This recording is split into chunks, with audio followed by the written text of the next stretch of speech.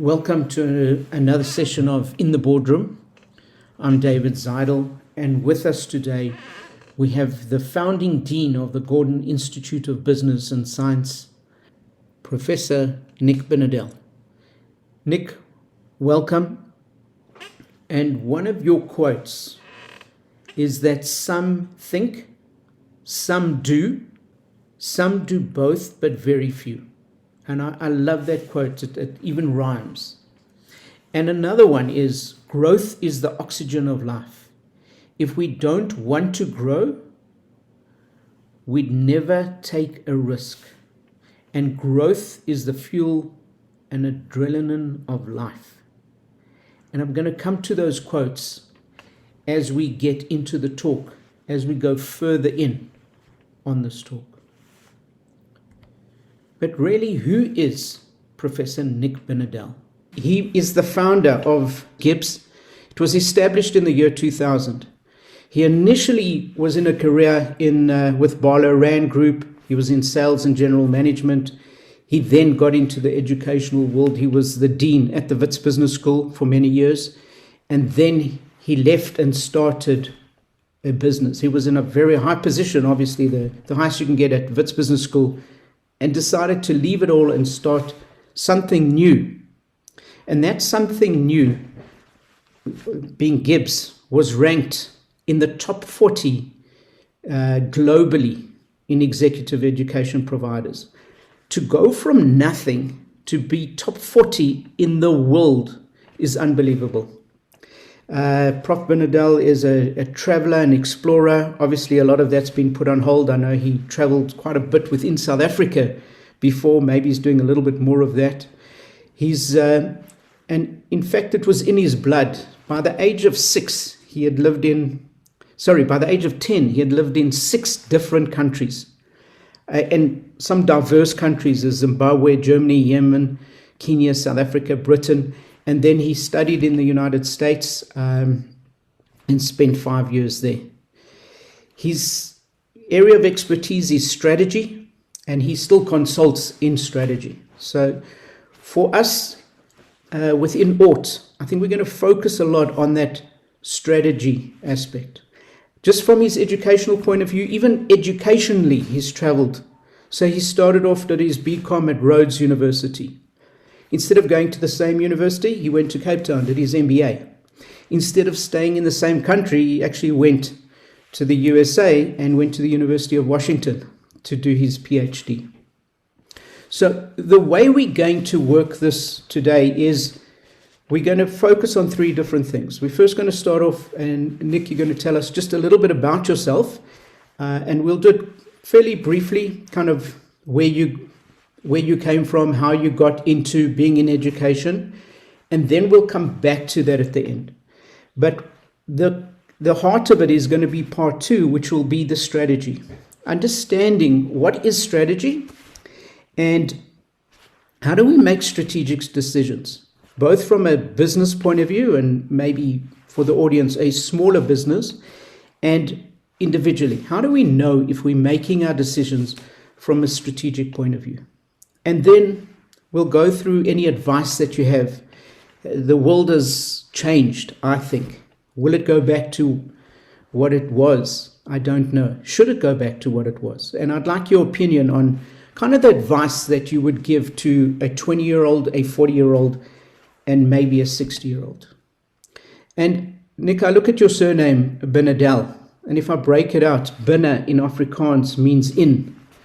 Del, as we know, is a computer. So I want to pick your computer brain, get into the brain of the Dell, the computer. And if you can just tell us a little bit about yourself, how you built up and started Gibbs, and then we can move into the strategy. That's lovely, David. Thanks so much again for inviting me, and good morning, everybody. Where I am, I'm in Cape Town at the moment. It's a beautiful day. And I hope Joburg's having a lovely, normal, crisp winter day, or wherever else you happen to be. David, I love the way you use my name. It is one way of looking at it. It's actually a French and German name. My family came here 150 years ago. But in French, it's bien, which means good, and edel means high. So I often get, when I was lecturing in Saudi, I managed to make it Arabic. So there was a way of doing that. Anyway, it's so lovely. Thanks for that. That's fun. So it's a pleasure to be with you. And maybe we'll talk at the end a bit about the journey that I've followed. Because for all of us, as we make our way forward, we need two very powerful things that can work in tandem. And I've come to abbreviate them as being the map and the mirror. The mirror is why you're in the room. And for leaders and entrepreneurs especially, because it's kind of lonely in a sense, because you're holding the thing together, you must, as fast as you can, develop an answer to why. And there are many reasons for that. The primary one is the energy has to come from you. So you better know why you're doing it.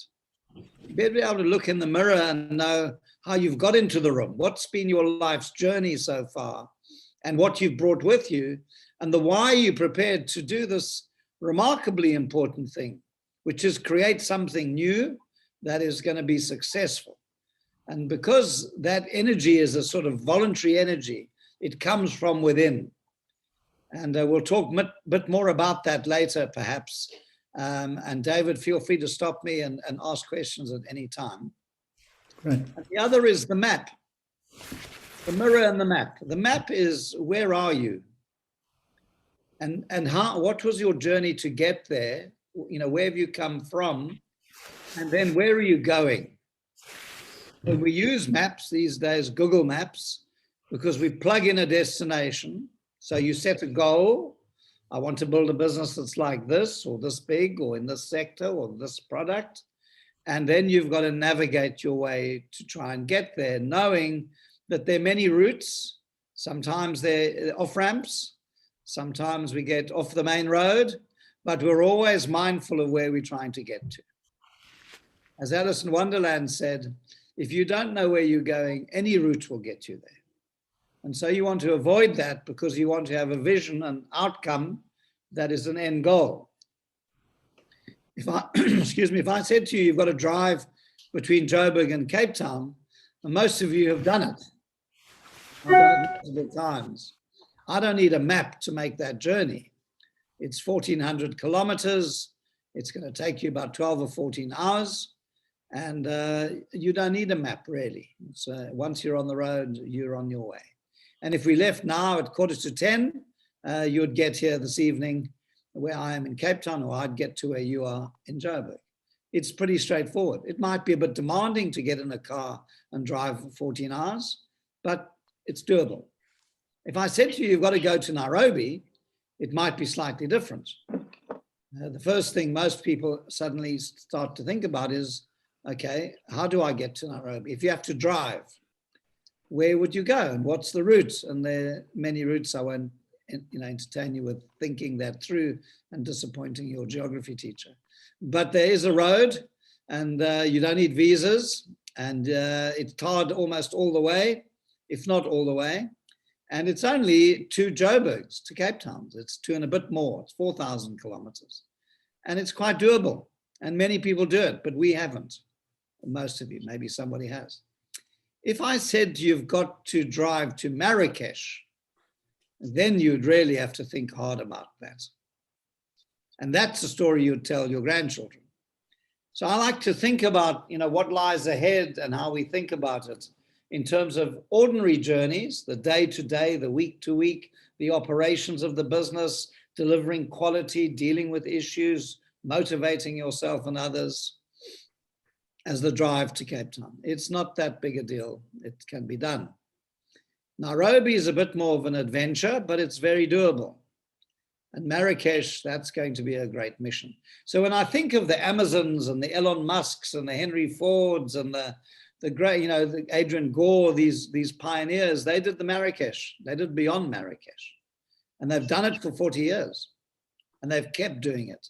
And they've kept reinventing themselves, which is a remarkable achievement. Whereas Musk is just a great visionary.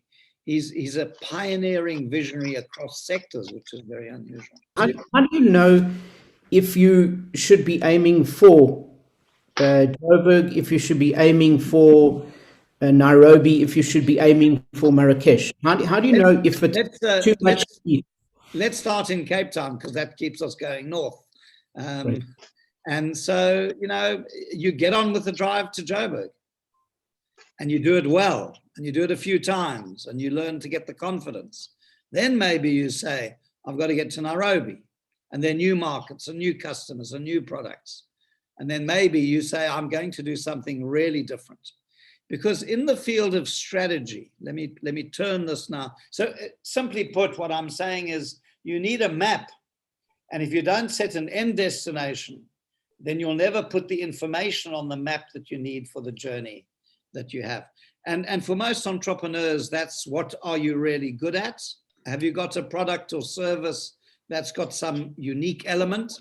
Think of Robbie Brosen and Nando's. Do you really understand the product? What value add do you make to the product as a business? Do you really understand your customers and their changing needs? Do you understand your non-customers? How well do you understand your rivals, if you have a rival or rivals? Those are fundamental questions we'll come back to. But that's the information you put on your map. There's another set of information, which is most entrepreneurs struggle to build the organization. We've got a great idea, but we've got to get the resources, financial and otherwise, and we've got to start putting the systems in and the structures in. And that's a similar thing, but a different kind of map. So yeah, let me say that about the journey, that I deeply admire people who make these kinds of journeys. I've done it a few times in my life. Maybe we'll talk about that later. But making a journey, one of my favorite sources of inspiration is a man called Joseph Campbell. You'll battle to find his material, but you will. He was the guy who wrote the script for all the Star Wars, the meta script, not the dialogue, but the big script of technology and man, father and son, going into space, adventure. And books have been written using his basic framework, because he wasn't a movie guy. He was a comparative anthropologist. In other words, he studied all cultures. And what he wrote about is all cultures require people to go on a journey, an adventure. And at some point in your life, there'll be the knock on the door. The adventure calls you to take a risk. Most people duck the adventure and live unordinary lives. But some people are prepared to take on the adventure. And the hero's journey, as he calls it, is what happens in that journey to the unknown. Because building any business, as I know from starting Gibbs with a scrap of paper and no money and no campus, is a journey into the unknown. And some people have it in them and some people don't. And Campbell's story is about every person to become fulfilled in life must go down the journey into the unknown. I like to say that even at an individual level and at a business level and at a country level, the future is history waiting to happen. That we are who we are psychologically already. Your habits, your nature, your work rate, your creativity are pretty well established. So you are history waiting to happen. And the future is history waiting to happen, except there are two things. Either something you do or something that happens to you. So life is something that happens to you. These are the people who react to life. They never go on the adventure. Or life is something they do. They impose their will. They impose their ideas. They share their thoughts and they go on the journey. And that's why I like Campbell so much, because like so many writers, he's inviting you to go on a journey. And in fact, 9 out of 10 American films use exact very American thing, this sort of hero's journey. So let me talk a bit about strategy for a minute, David, and then I'll stop. So strategy is about differentiation. It's about uniqueness. It's about energy. It's about speed. It's about creativity. But mainly it's about starting with the customer or the need in mind. Many entrepreneurs fall in love with their mousetrap. Sometimes it's a better mousetrap, sometimes it's not. But good strategy always starts out with a very simple question.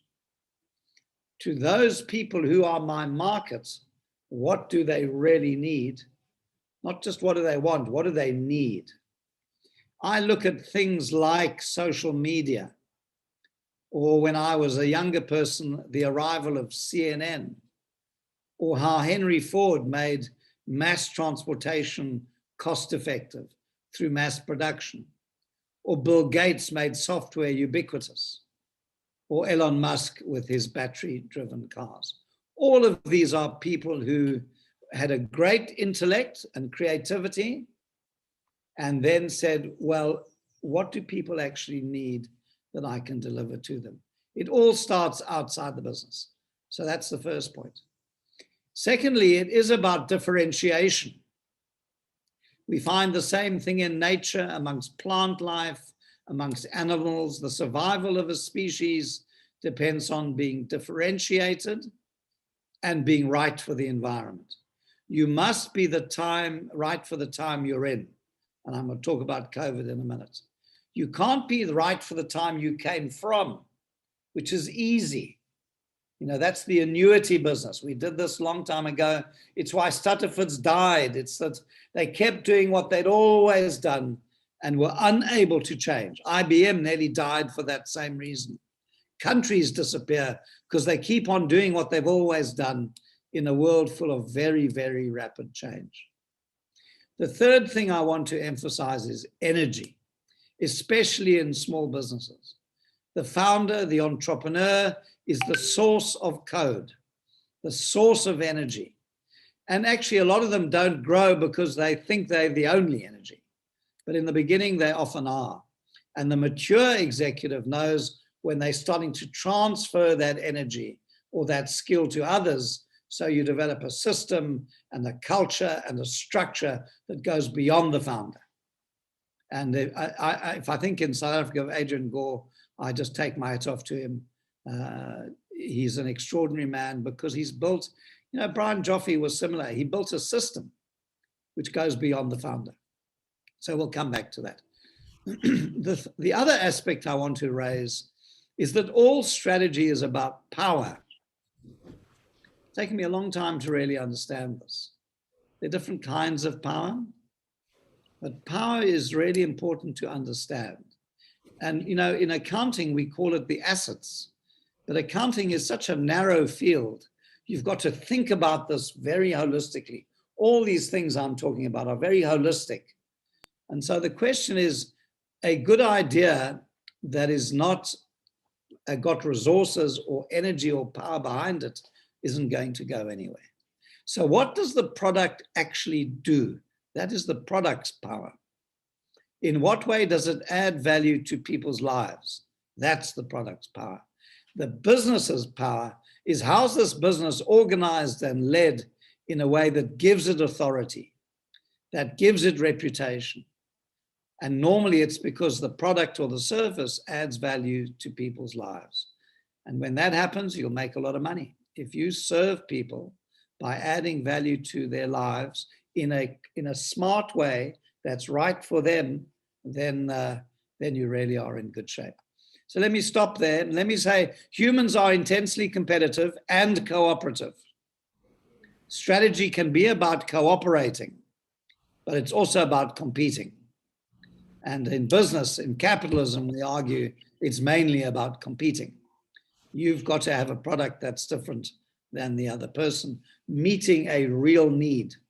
That's what strategy is about. So let me stop there, David, and see where you'd like to go. Great, fantastic. So what I'm going to do at the end of the talk, we'll open it up for anybody who wants to ask questions. But in the meantime, if you have a question as Nick is talking, please put your questions down in the chat group, and I'll ask it from there. So, Nick, when you look at your product and you've got an idea for something, how do you know if it's got that power? How do you assess if it's something that the market really wants, or it's just you who thinks that's what the market wants? And then once you get that, where do you get that, the source and the funding and all that stuff to start something like that? How do you know how much of your guts you're going to put into it, or is it not a question? Does it just flow from you?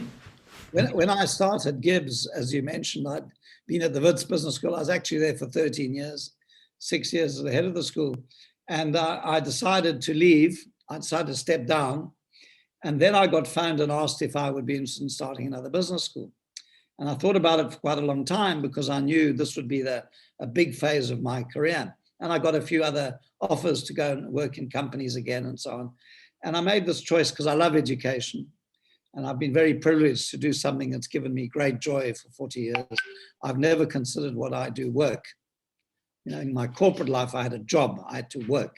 In 90% of my career, I've done what my passion is about. I've never considered it work. Doesn't mean I don't get tired, but the motivation is natural. So how do we know if something works? And when I started the school, I took a piece of paper and wrote down a few things, and we just started. You just got to start the journey. That's Campbell's message: start the journey.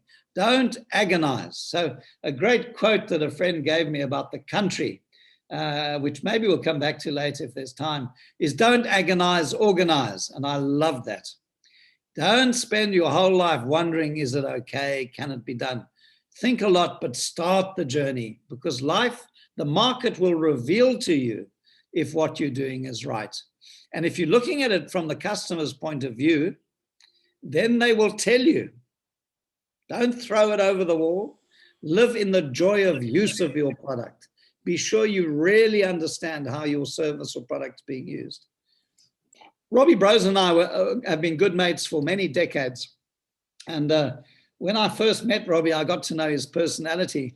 And one day I said to him, Robbie, you are a chicken. I mean, he totally lives that product in the peak of his career. You must be your product. It's a very important thing. If you think of it as a way to make money, you'll come third. If you think of the product as something really just a thing you do, it's a dingus, it's a thing, you won't do well. If your soul believes in it, and if it comes out of something that you know about, then you'll have a shot at success. Now, there's a practical dimension to this. I love engineers. I want to marry and have lots of children with multiple engineers, because engineers do stuff, they make stuff. And ultimately, there's a practical test. The best analogy I can give you is keys and locks. I'm sure you can all get into your minds a Yale lock and a key. And if you've got a bunch of keys and one lock, that key has to fit that lock. I don't know if you've ever thought about how a lock actually works. It's like thinking about a watch. How does a lock actually work? You put the key in and you turn it and the lock opens, but how does it open? What causes it to lock? And only one person I've ever asked this question to actually answered it correctly, because I, of course, cheated and went online to find out how is a lock designed. But what happens is the ridges go in, and then there are certain pistons, little pistons and springs, and as it matches, it turns them, and then it springs open with the spring. So think about that. We've used Yale locks for many, many years. And then somebody, when I was a kid, gave me a combination lock. Now there's no more key. So the basic design has changed, and I have to remember the numbers. Twist, twist, twist, twist, and then it opens. Well, also with a spring. Slight change. Not a big change, but a slight change. And then one day I pitched up somewhere and there was a keypad. And I had to punch in some numbers. And then the door opened electronically. So it was mechanical and electronic. And the door opened. And then I saw at a company about 10 years ago now a thumbprint. I had to put my thumb onto this little photoelectric cell. I'd stored my thumbprint on it. And as I put my thumb on it, the door opened. And when I arrived at an airport a couple of years ago, the guy came advancing on me with one of those, like, we've got COVID devices, and he looked into my eye, and that let me into the country because he took a shot of my iris, and every eyeball is different, like a fingerprint. Now, if you think about them, they're all doing the same thing, but they're doing it in constantly changing formats. And that's the practicality we have to understand. And it's often the engineers, the fiddlers like Henry Ford. He was a tinkerer. He constantly played with stuff. Donnie Gordon constantly played with ideas of financial service products. You want to keep doing that. So that's the practical thing, that the locks play the same role, but their form has changed totally. Same function, different form. And so social media has replaced a lot of media, right? Zoom has replaced meeting people. These are natural things that happen to us all the time. This is the journey of life. Nick, it's interesting you talk about the engineers, because I'm sure there's a metric I'm sure you've heard of where you take the number of engineers in a country and divide it by the number of lawyers. And if that number is bigger than one, the country is growing. Otherwise, it's becoming very litigious. And America, unfortunately, the number of lawyers is much greater than the number of engineers. Yep, I've heard of that ratio. So I go to China or India and I see the number of engineers, especially software engineers in India, and it just totally blows your mind away.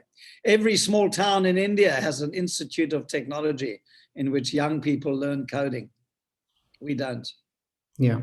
And I think that shows the focus. We buy it. So the algorithm, if you think about this is just kind of fun. If you think about inventing a business today, we live in the world of algorithms. And if you don't know what an algorithm is and you can't code, you can't develop the product. So you're going to have to hire some bright 21-year-old to do that for you. And I'm totally out of my depth.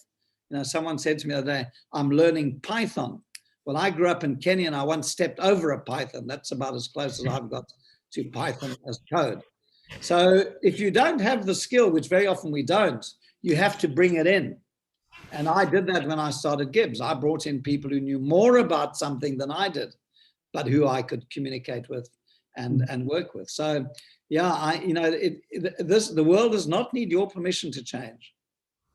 An astonishing discovery for our ego. The world changes without our permission. And what the smarts are about is understanding how it's changing and why it's changing and what that change means for me. So I actually want to go to a question that relates to that in the chat. Brett Spilkin asks a question: what will tertiary education look like in 10 to 15 years? Will there be a Harvard degree for the masses online? And what will happen to the exclusivity of the Ivy League organizations when education is democratized or decentralized? That's an interesting question, Brent. Let me say firstly that something that might surprise you. I did a doctorate and a master's and a BCom, and I've studied. That is maybe a quarter of my knowledge of knowledge. Knowledge is what we call tacit. It's in the fingers, it's in the mind. We get it mainly from our experience and from our personality. So all that schooling is a coding of knowledge. It's a structure. I hated school. I didn't do well at school. I was not intrigued by school at all. I barely passed. It didn't motivate me. When I did my MBA, I got very motivated, and then I did well. So most of life's learning is self-driven. And that's one of the tragedies, is if I get a degree, I must be qualified. Absolute rubbish. If you get a degree, you may have a lot of information. You may have bugger all knowledge, and you may have even less energy. So most learning is experiential on the journey of life I was referring to. How does this change? How's education going to change? Well, of course, we've massified it now. So this brilliant technology allows me to go on YouTube at night and listen to the best lecturers in the world on any subject I like. And let me encourage you to do this, especially on things that are irrelevant. Let me explain why. You've got to master finance and accounting and your products and your industry, and you've got to do all of that, right? Have you ever noticed that for most of you, if you've worked in a big company, that the meeting is the least creative thing possible. In fact, no good ideas ever happen at work. Even for most of us, our best ideas are in the shower, on holiday, when we're traveling, when we're comparing something. It's because we design work so badly. So learning has got to be self-learning. I don't mean understanding only yourself, but you must have a study program. And every top CEO I know has a study program. What's the problem you're trying to solve? And where can you learn about the problem? And 99% of what we're trying to learn, someone else has figured out before. So spend at least 10% of your time studying. I can't emphasize this enough. I don't mean doing courses, although that's great. I mean studying. Peter Drucker wrote about 70 books on management. He's probably the most revered management guru. And he had a habit. From the age of 25, he spent 10% of his time every year studying one subject. And these were bizarre subjects: Japanese flower arranging, Chinese iron ore production, the history of Belgium. I mean, they were bizarre topics. But he would study this topic. And by the end of the year, because he's a very clever guy, he would want to be able to earn a living and give a talk about the subject. And over 70 years of his, he died at 95, over 70 years of his life, he said, you end up having a lot of knowledge. And creativity is drawing on unrelated sets of knowledge that suddenly are useful. The most boring people I know are the ones who don't study anything. They're not curious, they're just doing. And that's why I wrote that poem. Some think and some do. If you only do, you will intellectually become rigid. And I've met 25-year-olds with minds like concrete, and I've met 8-year-olds with minds that are just agile and open and are thinking. So reflect on that a bit. Education will definitely change. It always has changed. It's just we were locked into a particular mode of education. I was just talking to the Dean of Gibbs before the call, and we now have over 25 online-only courses. And we all teaching the MBA online. And there's some power in this medium. There's a lot missing from it, but anyone can watch this session anywhere in the world if you make it available. That has never, ever happened before. A kid in Bangladesh can listen to a professor at MIT. Unbelievable. And you can plug in any subject on the web. I had to plug in how to update my electric meter in my apartment because I've not had a prepaid meter before. It took me 30 seconds on the internet. All the information of the knowledge is available for almost zero cost. It's just more about you focusing on what's the problem you're trying to solve. That's what education is. Education is preparing you to do things. So how, if we have so much available to us, we could spend our entire lives just learning and not doing, or just thinking we're learning, but we're just consuming time. How do we know, or how do we do it strategically, that we focused on something that is going to help? Because if I spend my time, as you said, learning flower arranging, I think I've gone mad, or at least my wife. And I'm telling you to go mad. I'm encouraging you to do that. Let me say, most of your learning should be about what you need to know, but some of it must be random. I'm not a physics guy, but occasionally I'll read an article about, that's related to physics, just to stimulate the brain. The brain is the most incredible thing imaginable. It can think about anything. It's flexible. Go to subjects you don't like, and you'll start to develop some insights. Most of us want to stay with what we know. We want to keep talking to the same friends. You don't learn much talking to your chummies. You have chumminess with them. But if you want to learn something, find the person you know the least and go and talk to them. You'll learn much more. I learn about South Africa when I'm not here. I learn much more about South Africa when I'm not here, because I'm looking at something else. Let me show it to you this simply. If you are A and you've only know A, you don't know what A is until you meet B. Think about that. And when you meet C and D and E, then you know what A is. But until you meet B, you don't even know what A is. So I encourage you to, a quarter of your learning time, make kind of random.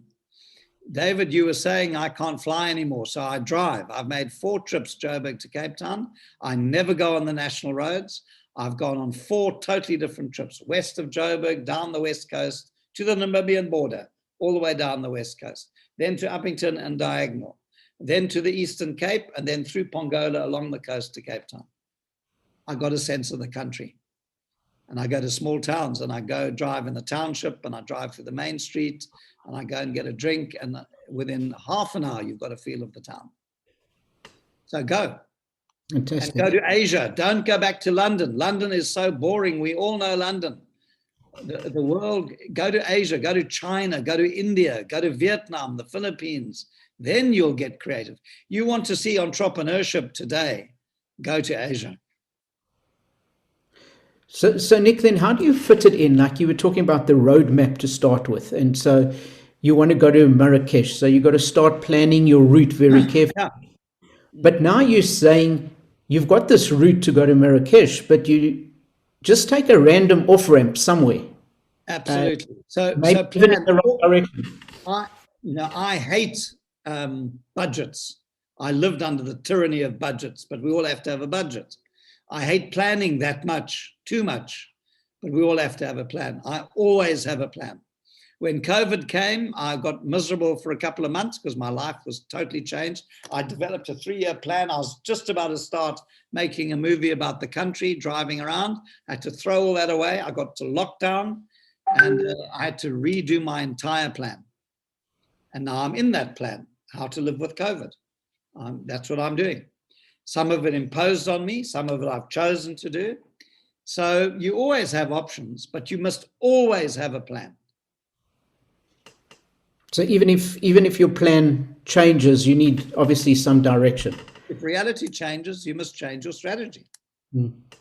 Look at restaurants. Which restaurants will survive this? The ones who built delis, the ones who built takeout and did it aggressively, the ones who reinvented their menu, the ones who changed their pricing structure. It's always about adaptation. So Nick, just looking at you in your on the screen, I can see your adaptation to very clearly to the way the world has changed. So you've got your whiteboard where you're busy doing your training. You've got your Wi-Fi so that you can connect. And very importantly, I see you got your bottle of wine behind you as well. Dessert wine. And you can't hear, but I've got a bit of classical music playing in the background. And the company of you guys. That's fantastic. So David, let me talk a bit about where we are and the country, if that's okay with you. I would like that. And also on top of that, if you can then give the advice to the 20, 40 and 60-year-old. I'll try and do that. But let me just end the strategy piece by just saying 2 things to you. There are 4 pots you have to master. The first is the market. Let's call it the environment. It's the market, the industry, and the economy. 3 layers of the onion. It's the outside. It doesn't need your permission to change. It's the source of all your resources. Your understanding of it is central. So that's the E. The second is the S. The S is for strategy. Strategy is what will we do next? What are we going to do with the word do underlined? It's like chess. You have to make a move. What's your move? It's like online gaming, the speed of online gaming. I love online gaming because it's so fast. The US military use it to teach their officers decision-making. Much faster than chess, much more open-ended than chess. But chess is a very good game. It was developed to teach leaders to fight, to develop tactics. So the second is strategy. How will you compete? What will you do next? What choices do you have? The third is O for organization. A good idea means absolutely bugger all unless you can organize. And organization may be systems, may be structure, maybe processes, it may be the culture of the business, which for a young entrepreneur you establish through your behavior. But you must design the vehicle. And you must be constantly asking yourself, is the design of this vehicle right for the road I'm on? And if it's not, you should change it. Most entrepreneurs work harder and harder and don't spend enough time on the organization itself. The measurement, the systems, all the organizational disciplines. And the last is leadership.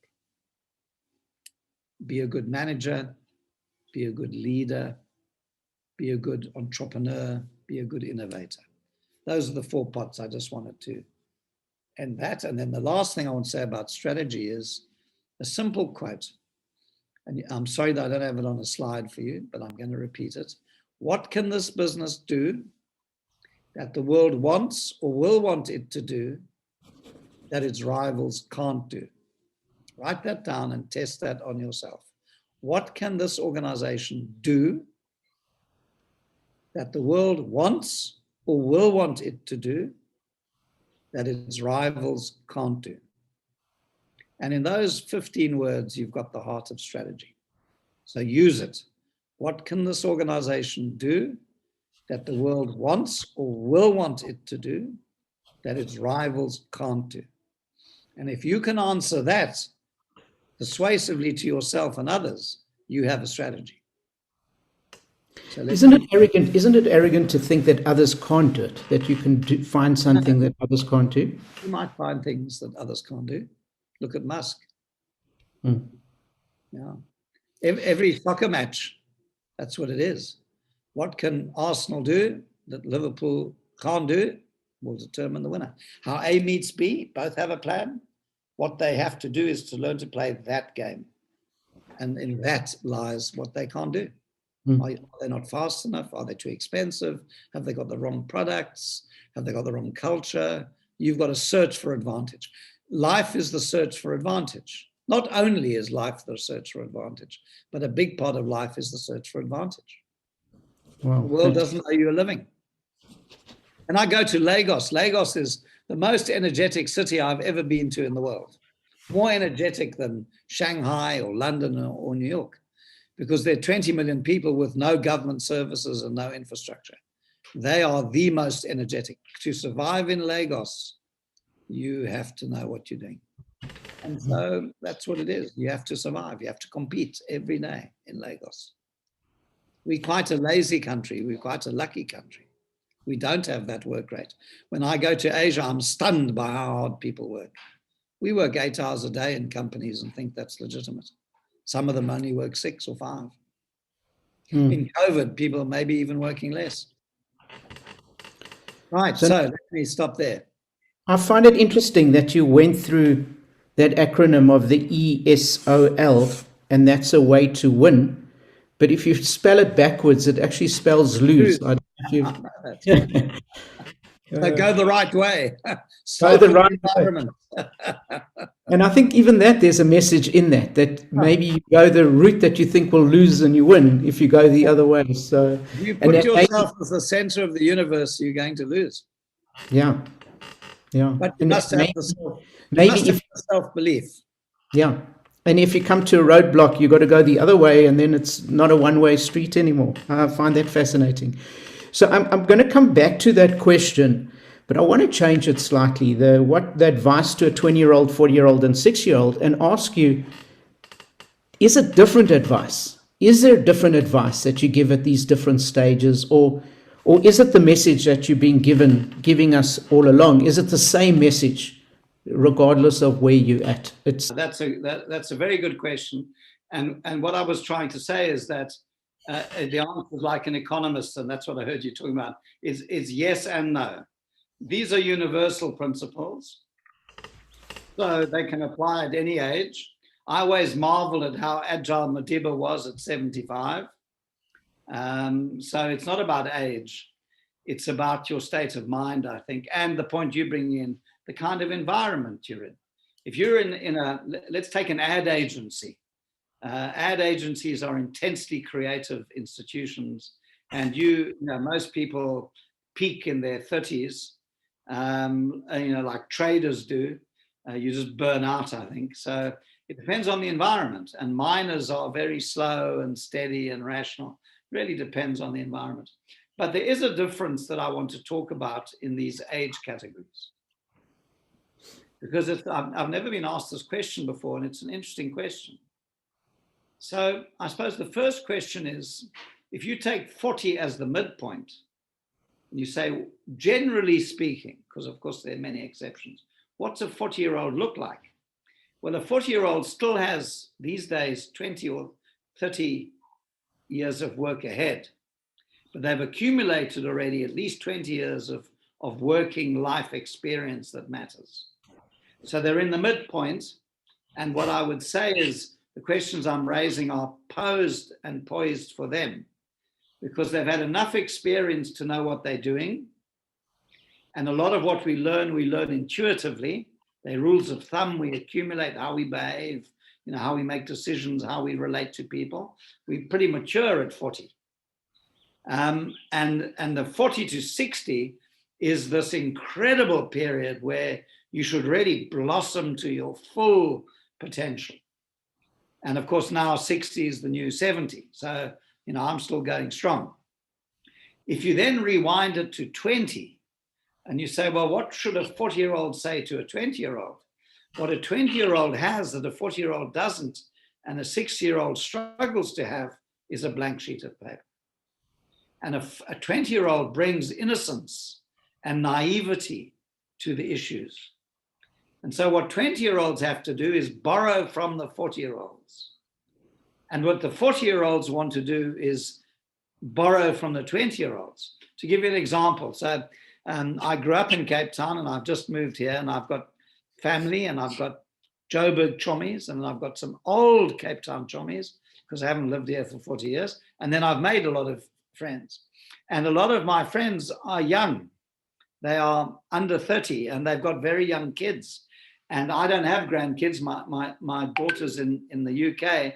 And there's something incredible that happens when you talk to a different generation, they're 30-year-olds, and then you meet their young kids. And so what I'm saying is each generation has a different dynamic and each have big gifts to give each other.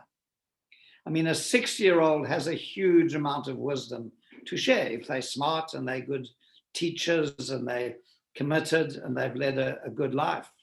So each they're in different places, I think, but the principles are the same. And for the 20-year-old, it's the act of discovery. And, that's what that age is. The age of the 20s is still more education and more discovery and the early part of Campbell's journey, taking the adventure and going on the journey. In your 40s, you've got a lot of responsibilities. And so you don't have the same freedoms probably. But now you've had 20 years of experience, but you still are running at a hell of a pace. By the time you're 60, you have placed yourself on the map. I mean, some people like Mandela can come out of jail and run a country. Most of us couldn't do that. What we know at 60 is what we know. We can't transfer it to something totally the opposite, most of us. But we have a lot of scars. I once read a lovely poem that said, people who are older have scars that shine, which I like. That's fantastic. Okay, Nick, so as we're starting to wind up, if there's anyone who's got any questions, you can unmute and ask the questions. I just want to ask you, before we end off, is going forward and with the world that has changed and COVID, what's the key thing that we should learn from what I was going to say have been through, but what we're actually still going through? Is there a key lesson that we should either learn or look out for? Beautiful. So the starting point is, to some degree or another, nothing is the same. So my father left school in Standard 8 because of the Depression. He was one of 10 children. He had to support the family. He went through the Depression and the Second World War, and it shaped the rest of his life. But my father, when he was 92, was curious about the internet. So this open-mindedness is absolutely key. But the world is not the same, and it's never going to be the same. And COVID's just a little bump. It's a little peak. It's a little spike. But if you look at human life and how it's changed in our lifetimes, it's almost unimaginable. Let me share this with you. When I was born, there were 2.5 billion. There are now 8 billion of us. When I was born, life expectancy, we lived 30 years longer than our grandparents all over the world. 30 years longer on average, if you put the whole world's population together. We've lifted 2 billion people out of poverty in 30 years. These are miraculous, what the digital economy has done to us, what globalization has done to us.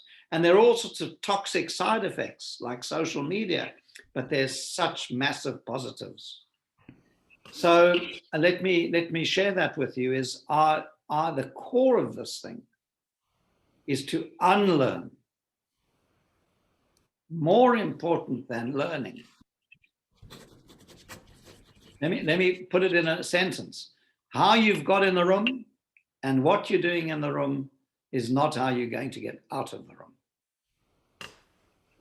I'll give you a trivial example. When I was a little boy, we lived in Kenya, and I used to love reading the paper. I was sort of 10, 11, and my dad would make the paper like a tent at the breakfast table. So I had to learn to read upside down, because he used to read the paper like a tent.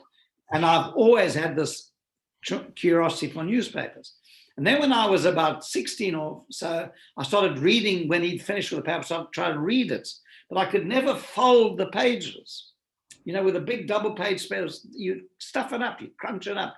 And he used to get irritated with me because I'd make a mess of the paper.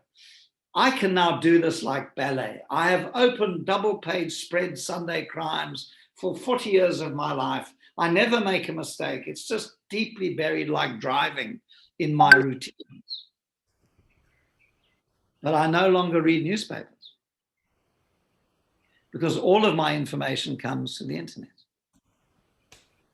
Some habits I haven't changed. I like physical books. I indulge myself. I still buy them. Yes, I do a few audibles, but by and large, I still have physical books. Yeah. So some of my habits... I want to stop you there because I want to share a story with the audience, and I'm sure you know the story I'm going to share with the audience. Is many years ago, 20 odd years ago, I was walking down the beach in Gordons Bay, and in the distance I saw somebody sitting on a chair in an umbrella on the beach, and I've only ever seen somebody sitting on the beach with one book before, but there was somebody sitting with a pile of, must have been 10 books next to him on the beach, and it was you. Oh, that's so funny. My daughter, I asked my daughter last week what she's reading. She's a reader, which is unusual for a 26-year-old. And she told me and said, "What are you reading?" I said, "Jordan, I'm reading too many books. I can't tell you. I think I'm reading 10 books at once," I said. And then I spoke to her a week later. I said, "It's actually 26. And I could send you a picture. I laid them on the floor. I'm an avarice. I read everything. And what happens is somehow they fit together. I just finished a book about a ship, an American ship that sank about 15 years ago. And I'm writing it as a case study because it's the story of South Africa, of the things that went wrong are all in the story about a ship. Who would have thought reading a book about a ship I would find so useful to teach? So be eclectic about your reading and be eclectic about your relationships. Don't keep talking to the same people. They'll tell you the same things. Journey out and take a risk and go to the places and the people you know the least. I'll give you a silly example. When I was a kid, I was a very avid table tennis player, competitive table tennis. And I stopped playing and I've started again. And I now play in Salt River in the community hall, which is dedicated to the struggle and all the heroes, the Ashley Creel Hall. And I play with colored guys. Some of them have their own teeth, most not. And they're wonderful, wonderful guys. They're brilliant table tennis players. 2 are national champions have been national champions, and they are just full of warmth and life and humor, and they speak a language I can barely follow. And I find that South Africa. South Africa are these pockets of incredible people. Don't drive the same route to work. Don't keep talking to the same people about the same thing. If you find yourself having the fifth conversation about a subject, change the conversation, because the world is so interesting. There's so much variety. There's so much to learn. And I think all of us in that sense should be scholars. I don't mean academics. I mean scholars. Curiosity. So let me leave that to people. So, Nick, you're saying that the world has changed so much, and it's not just now with COVID. It reminds me of something my father used to say, that he said when his father was born, there was no motor car. By the time his father died, man had walked on the moon. And exactly. I think that kind of puts it into perspective. But David, it's much worse than that. It's much worse than that. I mean, if you think of the last 5 years or the last 10 years, you know, I don't know how old your dad was, but you talk about 100 years. My dad lived 90. I'm talking of the last 10 years. Yeah. The world isn't just not the same. And you either get depressed, a lot of people who are older get depressed by that. And I'm finding myself dysfunctional. I don't know how to do things. On tech, I have to have a 20-year-old. I just can't do certain things. I'm learning, but I know that's what I got to know. And that's all you've got to know. All you've got to know is you've got to know what you've got to know. And then you'll find a way to learn it. And that's why I think life, and being South African at this time is so challenging, because we are in such trouble. And yet here we lead a full life. If I compare it to, I talked to my sister in Australia yesterday. That's so funny. In Australia, you know, there's no news in Australia. So they've got this lockdown and they've had a terrible surge and 20 people have COVID. It's like, what? I always say, you know, compared to my mates in London, if I get home safely in Joburg and I got home safely, that's the good news for the day. You know, we live in this tumult, in this transformation, in this unknown. What happened in KZN has threatened us. It's shaken us. The images of KZN were the images of the 80s, and it sunk into our minds because we, if you're old enough, know what that was. And so what are we going to do about it? Some think, and some do both. Very few. Is do something about this situation. Do what you guys are doing. Give away. Be generous. Lift up as we rise. There are 20 million South Africans who are trapped in a life of human indignity. We have no future if we don't lift them up. And I know that's your values. It's why I always enjoy working with you guys. You are givers. Fantastic. And I think this fits into your other quote as well, which you said, and maybe you use the word growth, but maybe it's positive change. Growth is the oxygen of life. If we don't have growth, we'll never take a risk. Growth is the fuel and adrenaline of life. And I think your talk today and everything you've shared with us has helped us grow and has given us that oxygen that we actually know how important it is, even more than we did before going through the COVID times. Nick, it's always an absolute pleasure chatting to you. And it's amazing how you put the different perspectives on it, from the map and the mirror and the different routes and your acronym of ESOL, etc.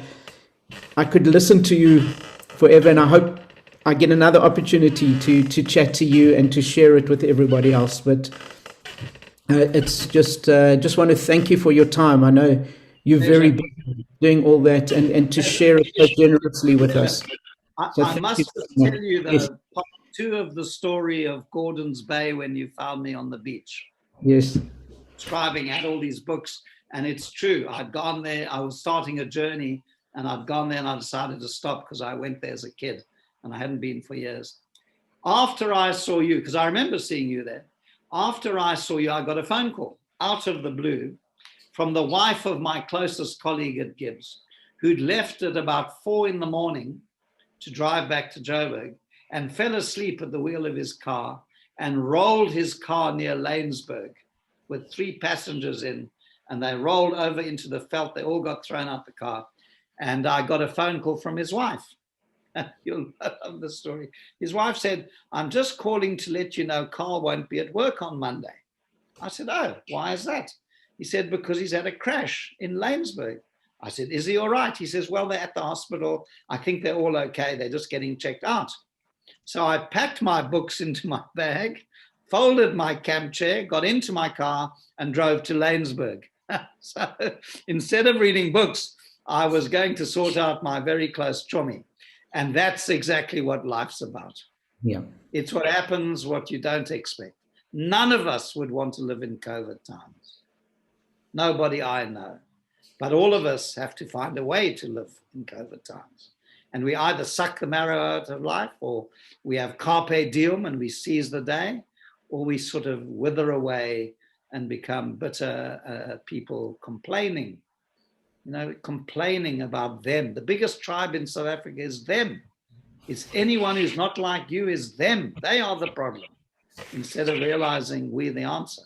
So thank you for inviting me, and I hope some of you found a few of the thoughts I've shared of some value to you. And good luck to you and Ortjet. You do amazing work. So I'd like to thank David for an outstanding in the boardroom facilitation. All the Ortjet in the boardroom sessions are facilitated by David. We're so grateful for his time. And Nick, thank you so much. I know this was booked months and months ago. I know your schedule is chaotic. And I just thank you for sharing such nuggets of wisdom with regards to strategy, to life, to surrounding yourself with eclectic people, to where the world is and where the world is going. It is an absolute honor always to spend time in your company, and we are so grateful that you have supported the Ortjet program for so many years, and we sincerely look forward to working with you again soon. Thank you. Pleasure. Good luck, everybody. Thank you, everybody, for watching In the Boardroom with Professor Nick Binedell. I'm David Zidel, and I look forward to seeing you next time in the boardroom.